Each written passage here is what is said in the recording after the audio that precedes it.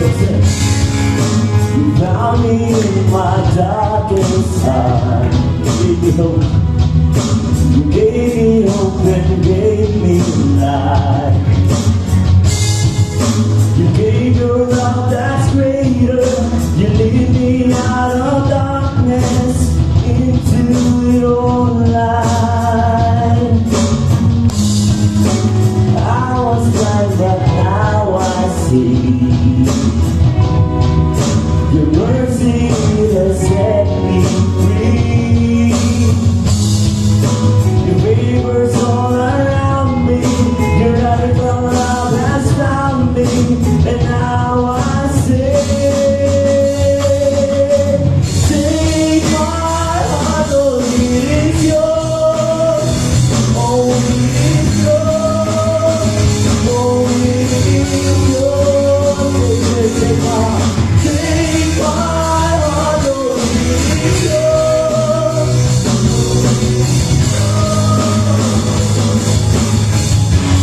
Hallelujah.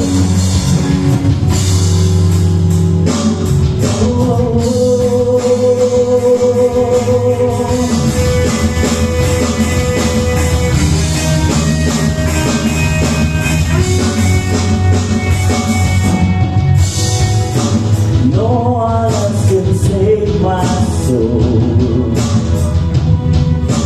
No one else can make me whole. Jesus, you have won me. Your radical love surrounds me. And now I say, Jesus, take my heart.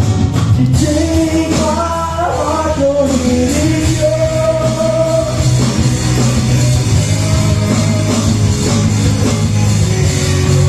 Take my heart. Take my heart, oh it is yours.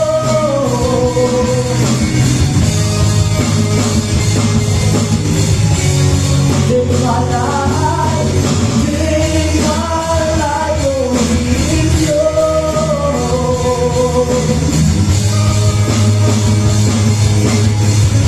Take my life, take my life, oh it is yours.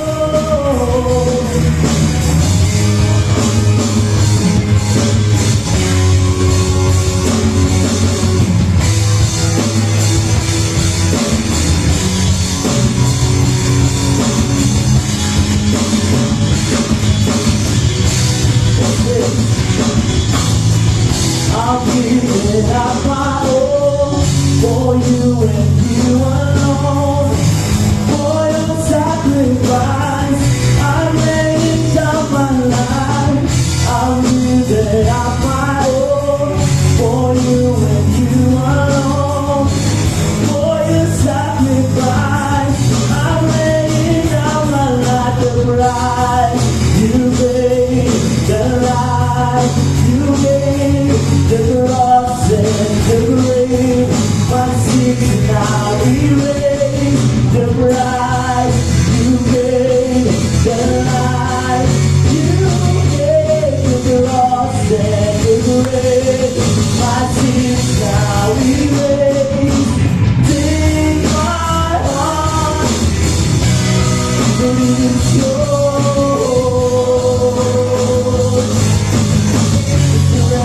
Give it to you. Take my heart, it is yours. It is yours. Take my life, take my life, oh it is yours. It's yours. Take my life, take my life, oh it is yours.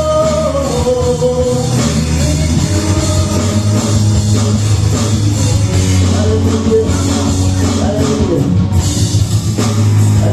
Jesus Christ, my God.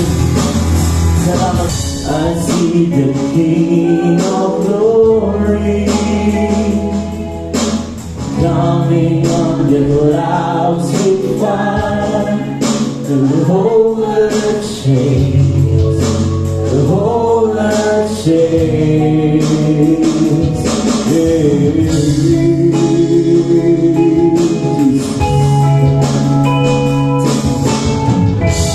see His love and mercy washing over all our sin. The people sing, the people sing. Hosanna, such a Hosanna, Hosanna in the highest. Praise God, Hosanna, Hosanna, Hosanna in the highest.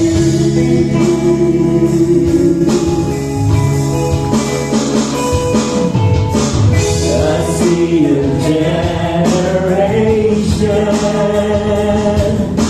rising up to take their place with selfless faith and with Jesus' faith. I see a new revival staring as we pray and sing. We're on our knees, we're on our knees. Hosanna, Hosanna, Hosanna in the highest. Hosanna, Hosanna, Hosanna in the highest.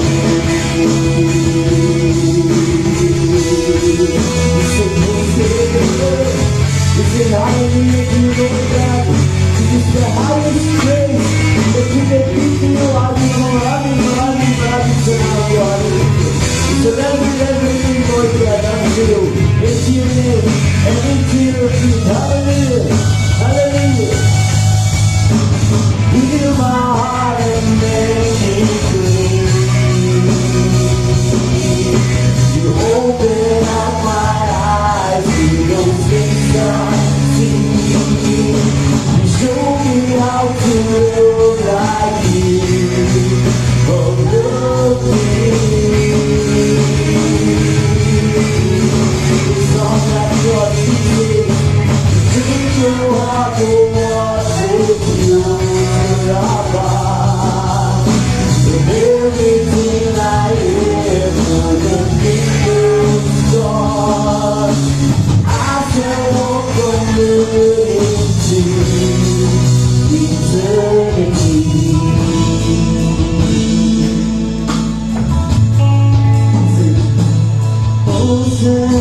Hosanna, Hosanna, Hosanna in the highest. Hosanna, Hosanna, Hosanna in the highest. Let's sing, church. We say Hosanna, Hosanna.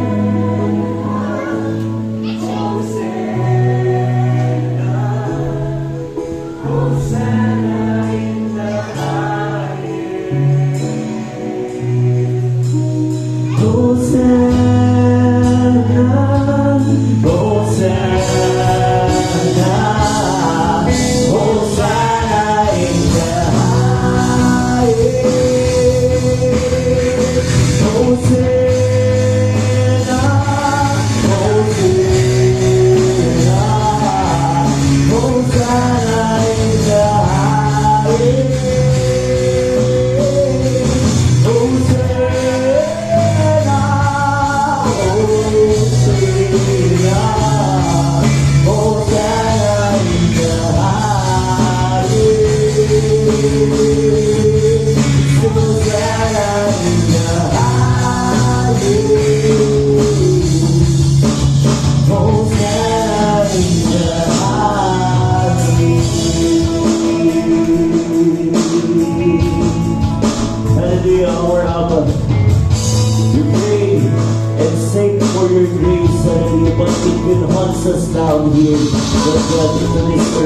Hallelujah. And we know, Lord God, that your word will manifest as soon as possible. Our declarations, our manifestation, hallelujah, will manifest as soon as possible. In your time, pero Panginoon, ibigay mo na sa amin to.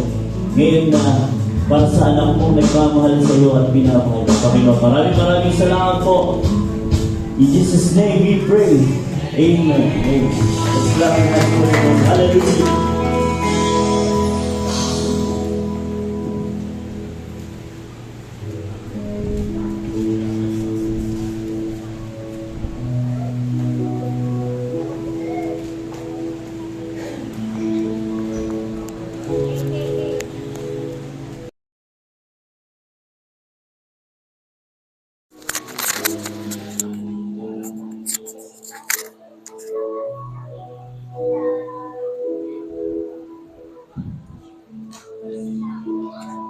Okay, good morning po. Palakpakan muna natin ang Panginoon.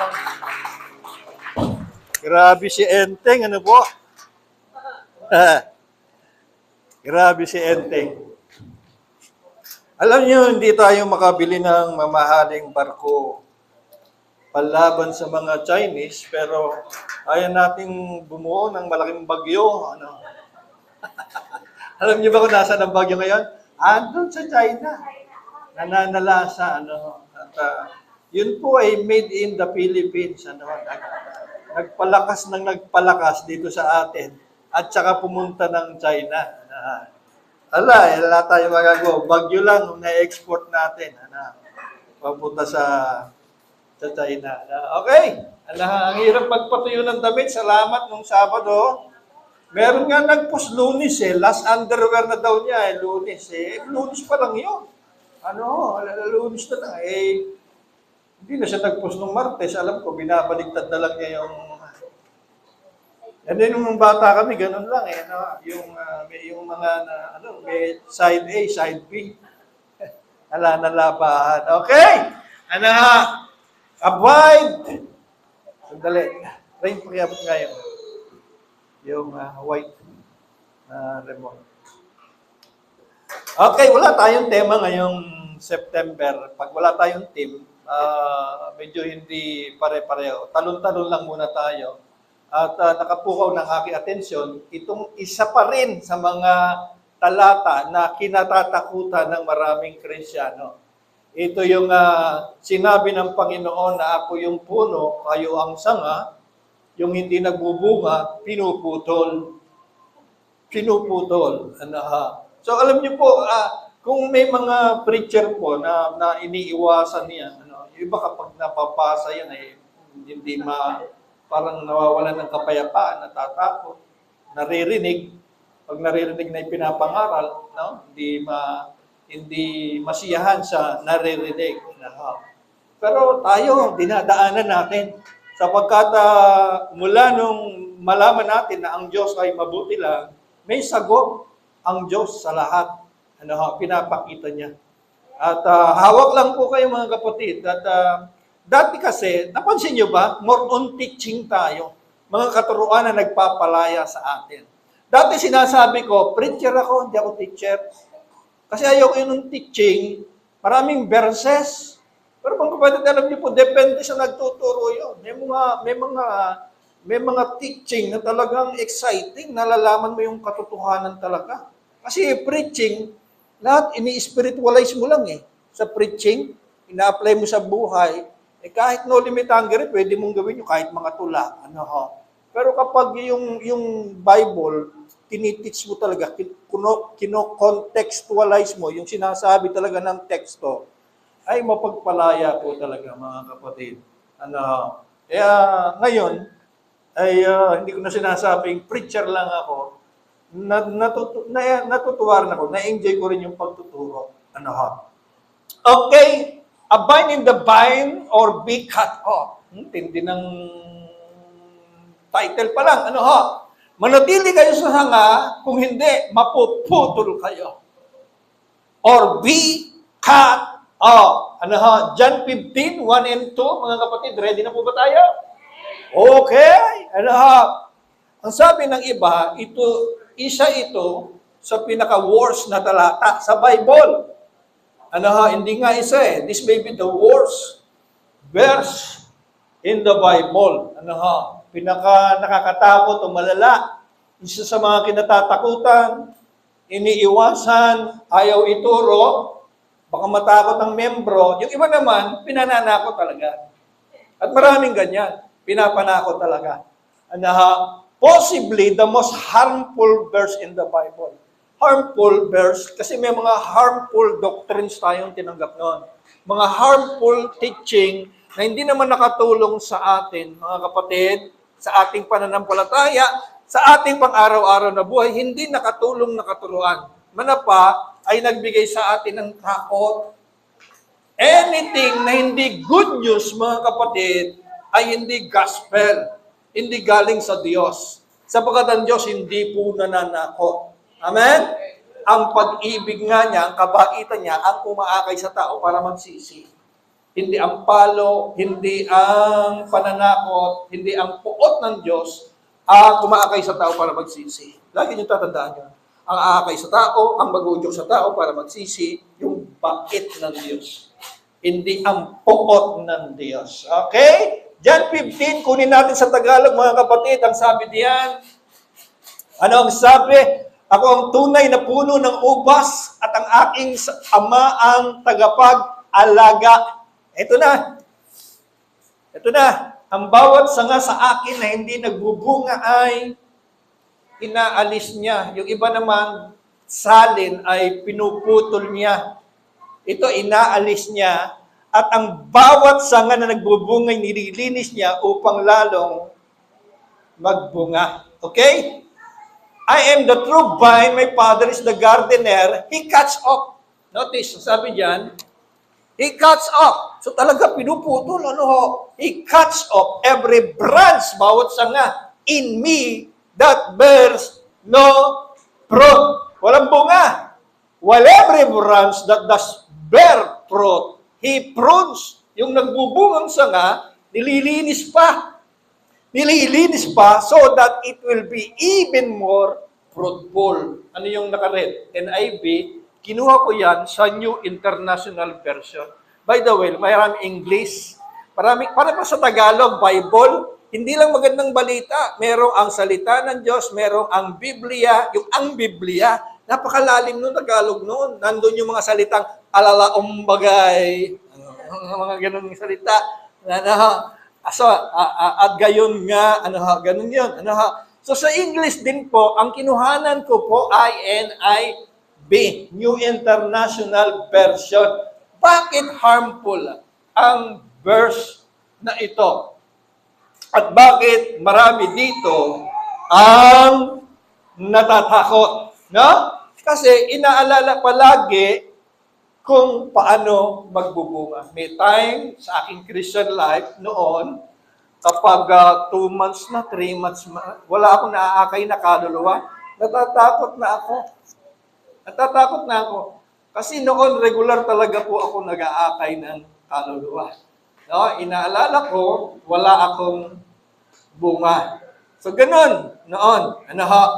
Kung tayo hindi na-raise sa ganoong church na dapat nagso-soul winning ka regularly, ay hindi ka matatakot.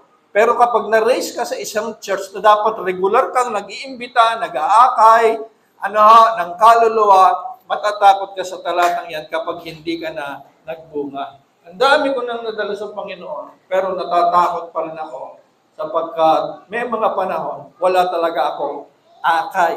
Matumal. Matubal. Wala akong naaakay. Patunayan nung bata akong pastor, kapag pag may bago sa church, ako pa ang tatawagin ng membro. Imamantuman ko yon, patatanggapin ko sa Panginoon. Okay lang naman. Ang dami ko napapatanggap sa Panginoon. So, nawawala ang saya. Bakit harmful ito? Nawawalan ng saya sa paglilingkod kasi iniisip na walang bunga. Okay? Pinakamalala, baka makabilang sa mga inaalis. O tinatawag nating baka mawala ang kaligtasan. Pastor, ano yung inaalis? Ano yung pinuputol? Yun ba ay tumanggap na sa Panginoon tapos dumating yung panahon, pinutol, hindi na siya ligtas? Yun ba yun, Pastor? Nawawala ba ang kaligtasan? Hello? Ito pa kayo? Amen? Anahan. Kaya nga kung minsan may tinuturo, yung Kristyano ba yun? Dati. Dati. Born again ba yun? Dati. Dati. Bakit? Na? Ibig sabihin, dating ligtas. Ngayon, hindi na ligtas. Ganon ba yun, mga kapatid? Ha? So, ano ba ang bunga muna? Pag-usapan natin, bunga. Ano ba yung bunga yan? Pastor, marami akong bunga araw Paano ba yun? So, bunga. Wala tayo sa bunga. Ang unang bunga, mga kapatid, yung mabuting gawa. Dapat regular yung nakikita yung good works. Huwag kayong sasawaan sa good works, mga kapatid. Anak kayo ng Diyos. Hindi kayo mauubusan. Lagi niyong tatandaan yan. Hindi kayo mauubusan ng supply. Kaya hayaan nyo lang na kayo ay maging daluyan. Amen? Hindi istakan. Ano ba? Tayo lahat, daluyan. No? Daluyan tayo. Okay, good works.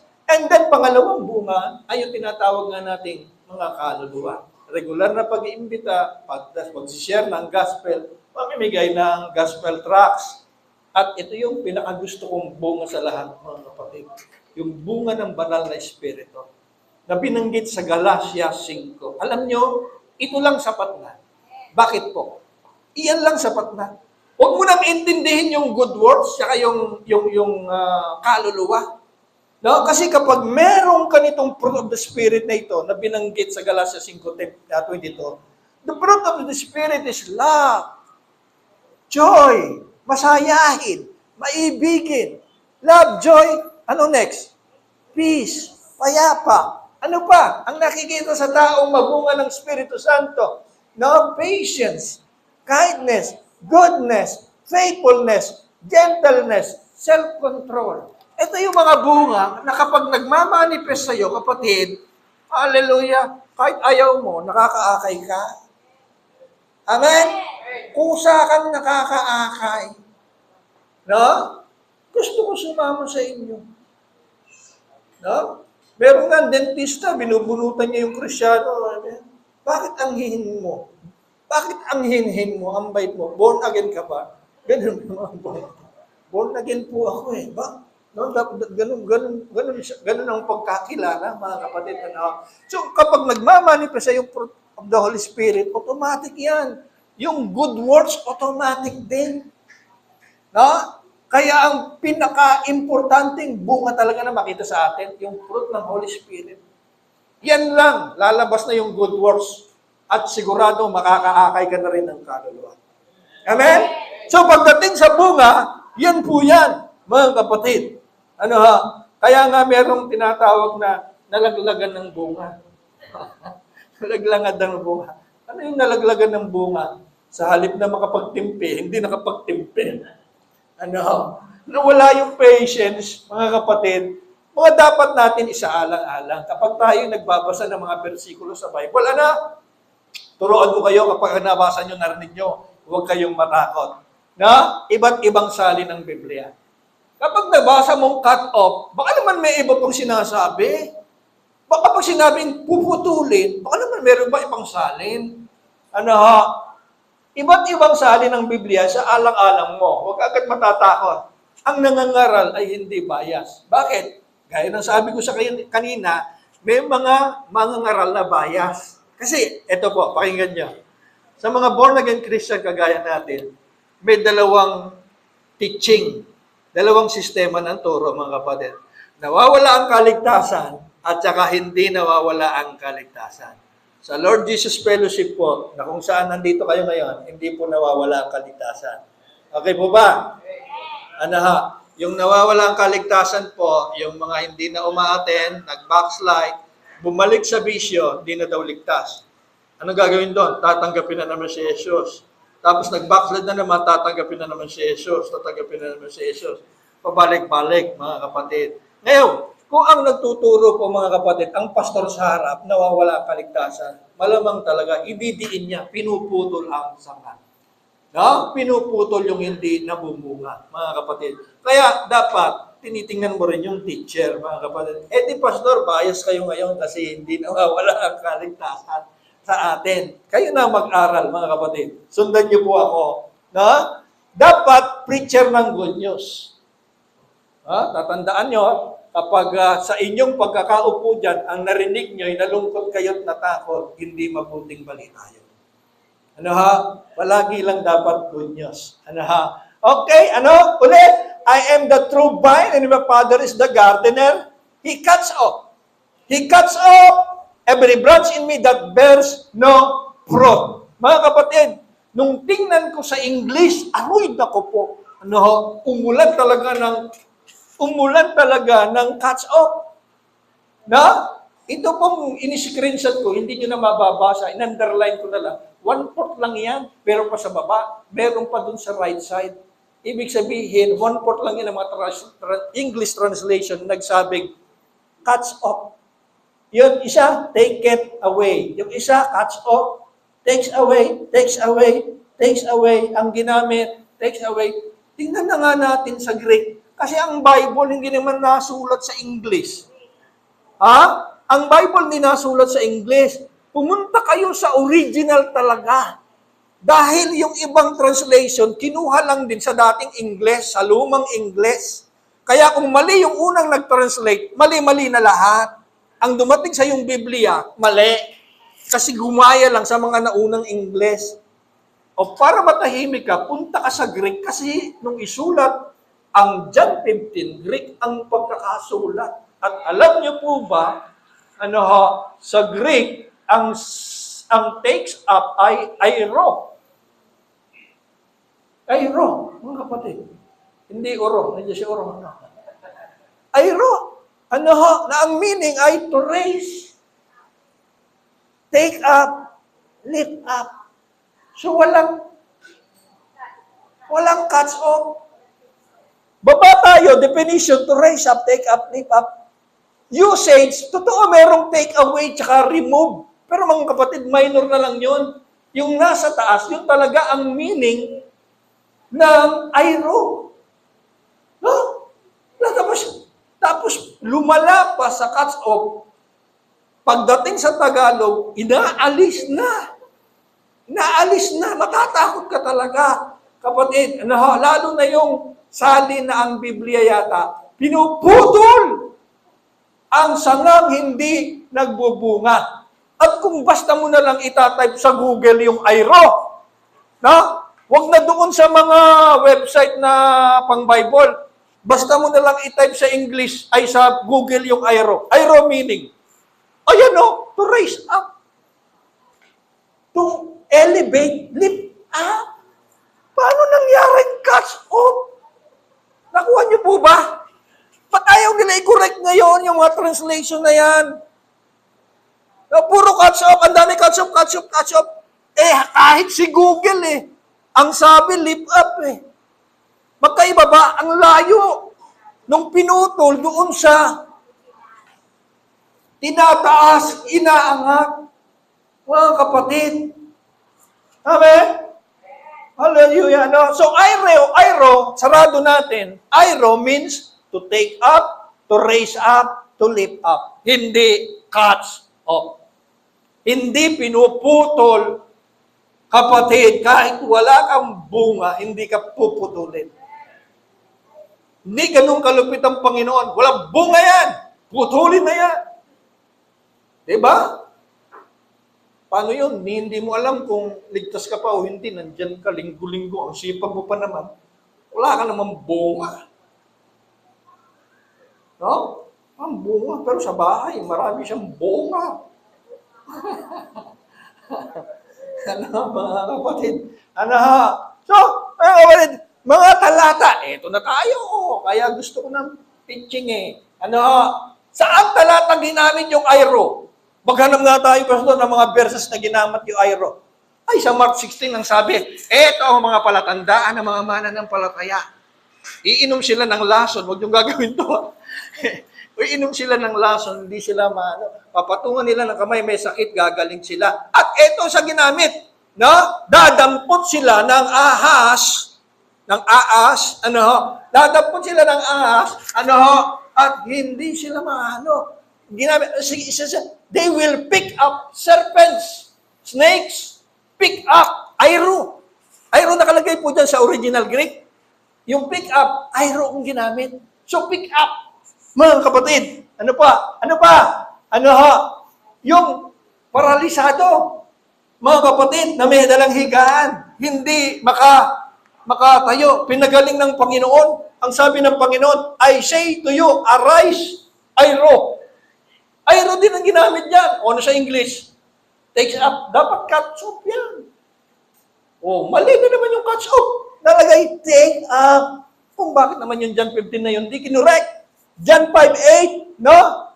Ganon din ang sinabi. Rise, airo, take up your bed. Mga kapatid, uulanin tayo ng mga talata. Ayan po, nung ipag-pray ni Jesus si Lazaro, napatay na, nilift up muna niya yung kaniyang mga mata sa langit, airo, tsaka nag-pray, bago pagalingin si Lazarus, buhayin si Lazarus. Ganon din yung mga mananampalataya. Ang daming mga airo pala sa Bible na ang totoong meaning ay lifted up, or take up. Paano na yan ngayon? Verse 6, Pastor. Ayan, may verse 6 Pastor. May verse 6. Malalaya po kayo. Huwag kayong mag-alala. Malibang ang sino man ay manatili sa akin, siya'y itatapon tulad ng sanga, at ito ay natutuyo, kanila itong tinitipon at itinatapon sa apoy, at ito ay sinusunog.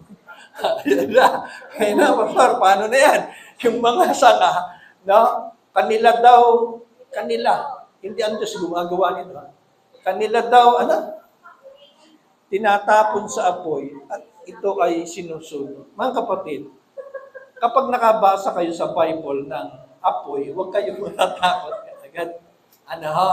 Huwag kayong matatakot sa apoy, mga kapatid. Kaagad, kasi ganito tayo. Halimbawa yung John 3:16, pinakasikat na talata sa Bible. Sino mang sa kanya ay manampalataya ay hindi mapapahamak, kundi magkaroon ng buhay na walang hanggan. Ang nakalagay doon, mapapahamak. Ginawa na kaagad apoy. Ang mind ng mga tao agad, pupunta ka agad sa apoy yon, mapapahamak. Mga kapatid, meron pong kapahamakan na sinasabi ang Biblia, mga kapatid. Kahit naman before the cross, pakinggan niyo po ito, kahit naman bago ipako ang Panginoon, sa kanyang pangangaral, meron na talagang umaalis. Meron na talagang kumakalas sa Panginoon. Tingnan niyo, John 6:66. No? Grabe to. Numero pa lang nakakatakot na. Bakit po? Ang sabi diyan, mula noon, marami sa kanyang mga lagad ang bumalik at hindi na sumama sa kanya. Meron po talagang umaalis, kumakalas. Kaya tinanong ng Panginoon ng mga alagad niya, yung mga solid, tanong niya, kayo ba alis din? Nais ba ninyong umalis din? So noon pa man, mga kapatid, meron na talagang mga umaalis. Pero hindi ang Diyos. Hindi ang Diyos ang namumutol ng sanga. Eto na, mga kapatid. Ano ang kadalasang tinutukoy na apoy sa Bible? Ano ang kadalasang sinasabing katapusan ng panahon, kapighatian, ano pa? Ng Biblia. Ang dami niyong mababasa dyan. Puot ng Diyos, katapusan ng mundo, kapighatian, apoy. Isa lang po tinutukoy niyan, mga kapatid. Alam niyo, gustong-gusto ko ituro ito, gawin kong 1 buwan o 2 buwan. Hindi ko maluto-luto. Kulang pa siguro ng sangkap. Pero napagkabit-kabit ko na po yung mga verses. Tingnan niyo. Ang Mateo 24, ang pinaka-nakakatakot namang hindi verse chapter talaga. Nandiyan yung lindol, katapusan ng mundo, bula ang propeta, tagtuyot, Pero ano ang title nung sumulat ng Bible? Ayan ang linaw. Title pa lang. Ano ang title ng Mateo 24 ayon sa mga sumulat ng Biblia? Tungkol sa pagkawasak ng templo. Ito yung templo pinakita ko last Sunday, mga kapatid. 1,500 years ang Israel, umiikot lang ang buhay nila sa templo na nasa Jerusalem. Doon kasi yung alayan ng mga kasalanan. Mga kapatid, basahin natin. Kapag kasi sa Mateo 24, sabi niya, nakakasunod pa kayo? Sunod lang kayo. Si Jesus ay lumabas at umalis mula sa templo. Galing siya sa templo. Lumapit sa kanya ang kanyang mga alagad upang ituro sa kanya ang mga gusali ng templo. Tingnan natin senaryo. Andiyan pa kayo? Galing si Jesus sa templo, lumapit ang mga alagad. Ano daw?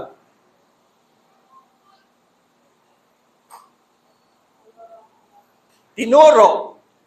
Kasi may nalalaman din yung mga alagad tungkol sa apoy na darating, tungkol sa kapigatian, tungkol sa katapusan ng panahon.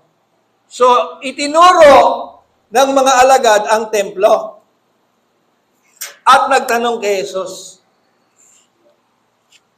Sinabi ni Jesus sa kanila, nakikita ba ninyo ang lahat ng mga ito?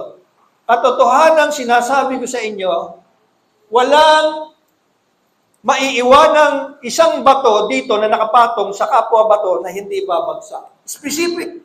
May tinuro ang Panginoon na building. Templo. Walang bato na matitira sa kapwa bato. Sa tindi ng pagkawasak, nasasapitin ng templo.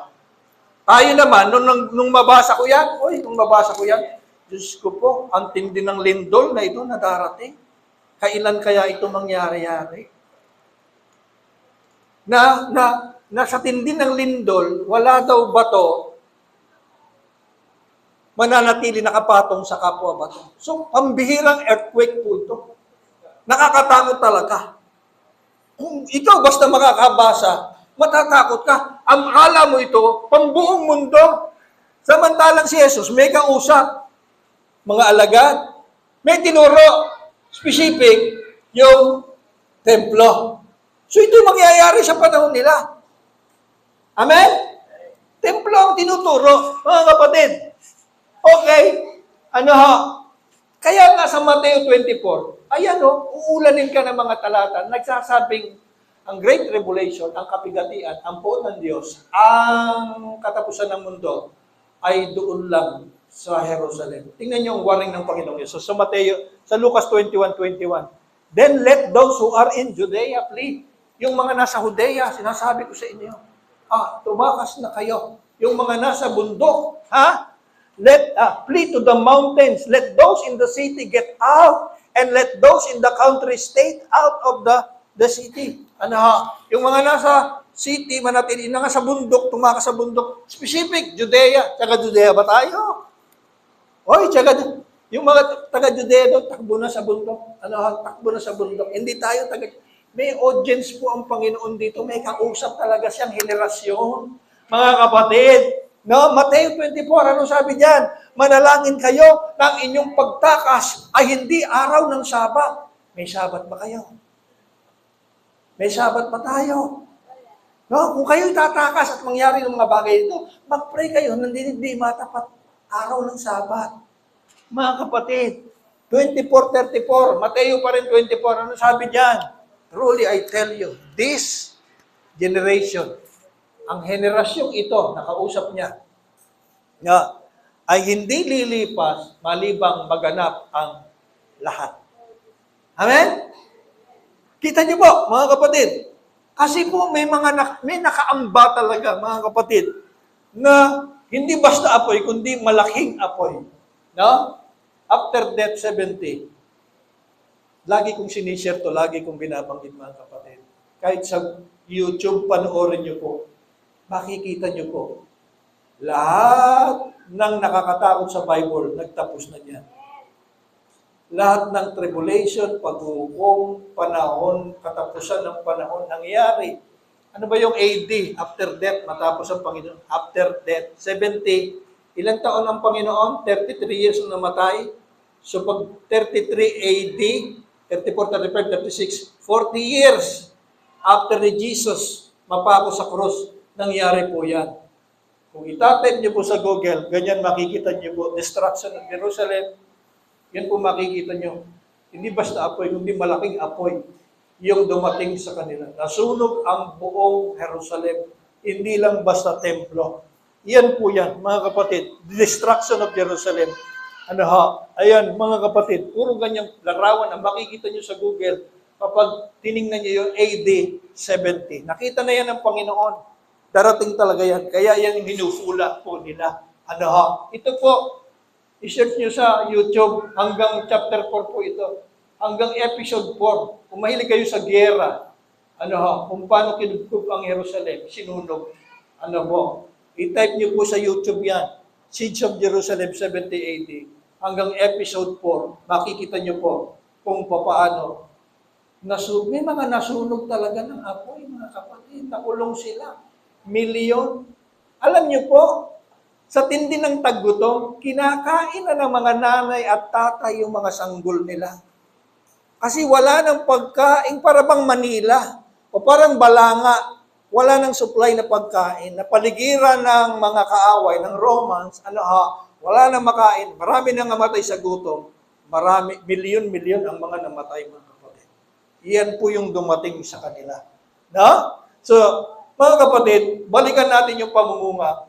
Ang sabi naman ni Paul Ellis, the reason kung bakit ang mga anak ng Diyos hindi makapamunga, sabi niya, they're face down in the dirt and not looking at the sun. Madalas, doon tayo nakatingin sa mga bagay na nakakarami sa atin. No, hindi tayo nakatingin doon sa anak ng Diyos. Amen?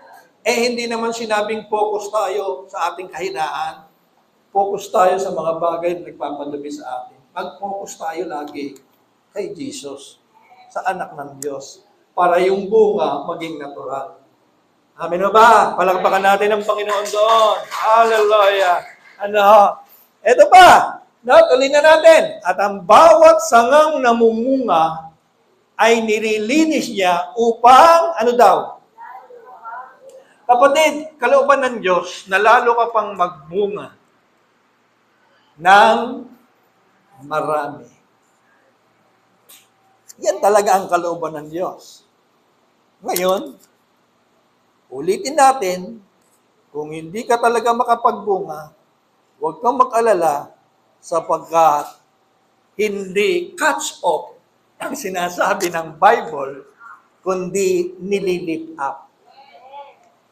Amen. No? Truth. Ang salita ng Diyos ang naglilinis sa atin. Ang dumi ay nakakahadlang sa pumumunga. Tandaan natin yan.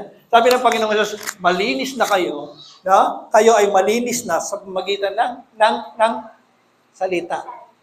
Ano ang pinanglilinis ng Panginoon sa atin? Salita. Amen? Yung ating daily lives, mga kapatid. Hallelujah. Application na tayo. Okay, Pastor. Hindi pala cuts off, kundi lift up. Mga kapatid. Kayo, sino rito yung nakapagtanim na ng ampalaya? Ano pa ba yung mga gumagapang? Patola. Noon, hindi uso. Noong unang panahon, hinahayaan lang na gumapang. Gumapang sa lupa. Kaya yung mga gumagapang noon, nasa lupa lang din. Pero yung mga ninuno natin, na kapag, alam nyo, anong tawag doon sa ginagapangan na balag? Before ang balag, mga kapatid, mga sanga muna. Mga sangang tuyo, punong tuyo, pinapagapang nila. Nung mauso na yon, naging balag na, mga kapatid. Ang balag nga ngayon, hindi na rin kawayan. May mga alambre na. Now, mga kapatid, pansinin nyo sila. Pag merong lumaylay sa lupa, pinuputol ba? Hindi. Tinataas No?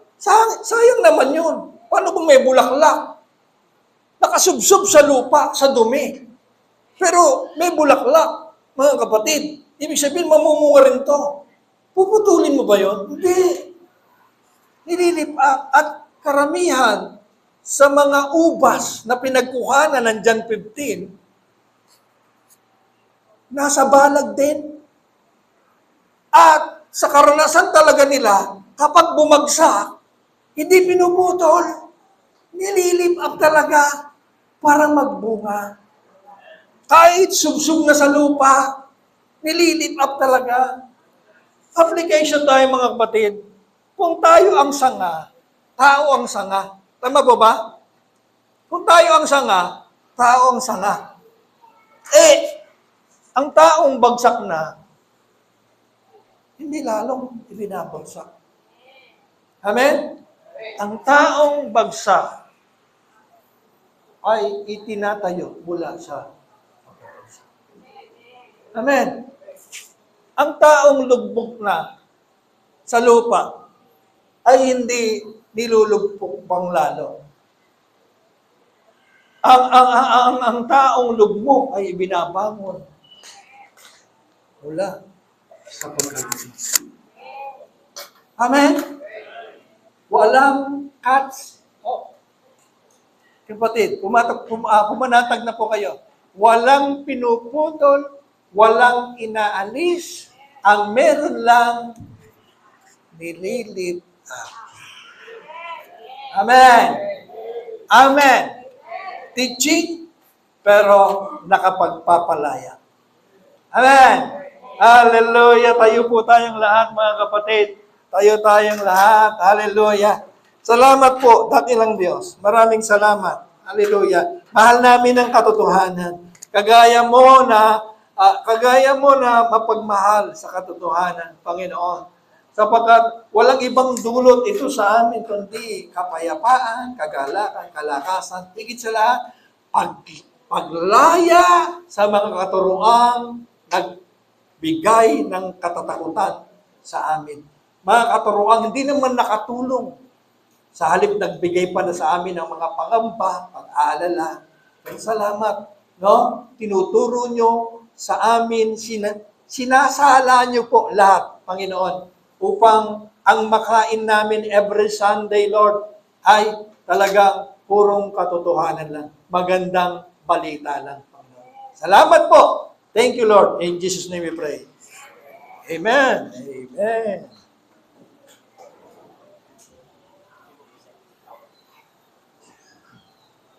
Hallelujah.